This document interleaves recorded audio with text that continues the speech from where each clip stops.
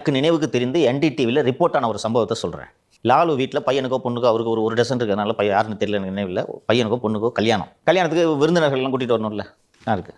அந்த ஊரில் இருந்த ஷோரூம் இருக்குல்ல, Maruti showroom, Tata showroom, Volvo ஷோரூம்லாம் இருக்கும்ல, எல்லாம் தந்து வண்டி எடுங்க, டிஸ்பிளே நிற்க வச்சிருப்பாங்க வண்டியை, எல்லா வண்டியும் எடுத்து 2-3 நாள் கல்யாணத்துக்கு யூஸ் பண்ணிட்டு இருந்தா எடுத்துகிட்டு போ. என்டிடிவியில் இது போட்டாங்க. எனக்கு இதெல்லாம் பண்ண முடியுமான்னு அவ்வளோ வியப்பாக இருந்துச்சு. லாலு சிஎம் அண்டு மாட்டுத்தீவன ஊழலில் அப்போ தான் இந்த கூட்டணி அரசுகள் டெல்லியில் காங்கிரஸுக்கு எதிராக இந்த கூட்டணி அரசுலாம் நடந்துட்டு இருக்கு. லாலு வந்து மாட்டுத்தீவன ஊழலில் இது பண்ணுறாரு. மாட்டுத்தீவன ஊழல்லாம் என்னென்னு தெரியாதுல்ல உனக்கு? தெரியாது.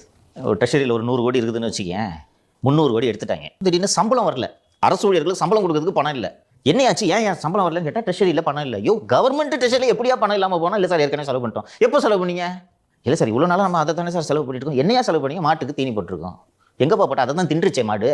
எப்போ பார்த்தா 20 வருஷமாக தின்னுட்டு இருக்கு சார். வைக்கல் புண்ணாக்கெல்லாம் வாங்கி போட்டு எவ்வளோப்பா? 300 கோடி. அப்போதுதான் ஜனதாதள் என்ற கட்சியிலிருந்து பிரிந்து ராஷ்ட்ரிய ஜனதாதள் என்று ஒன்று உருவாக்குறது. அப்போது இந்த ஜனதாதளில் இருந்த அந்த தேவகவுடா உள்ளிட்ட விபி சிங் உள்ளிட்ட தலைவர்கள்லாம் நாம் வந்து ராஜீவ்காந்தியோட போஃபஸ் ஊழலுக்கு எதிராக நாம் கட்சி தொடங்கி இதை நடத்திட்டு இருக்கிறோம். நம்ம இதுலேயே ஒரு ஆள் இப்படி ஊழல் பண்ணுறது நல்லா இருக்காதுன்னு சொன்னோம். அது தேவையில்லை, நீ இப்போ அப்படின்னு நான் ராஷ்ட்ரிய ஜனதாதள் என்று தொடங்கினார்.